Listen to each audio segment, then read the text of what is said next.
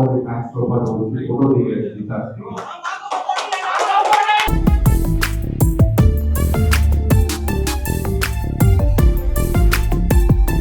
అసలు హీరో అంటే ఎలా ఉండాలని క్వశ్చన్ మార్క్ పెట్టి నెగిటివ్ గా మాట్లాడాడు. గేమ్ చేంజర్ సినిమా అప్పుడు తప్పు మన వైపు ఉంది కాబట్టి తల దించుకొని వెళ్తున్నాం. ఈసారి అలా ఉండదు. శివరాజ్ సినిమాలో 1000 మందిని కొట్టి బయటకు వచ్చిన తర్వాత ఒక పోలీస్ అంటారు చూసారా, హీ స్కేర్స్ మీ మోర్ అని.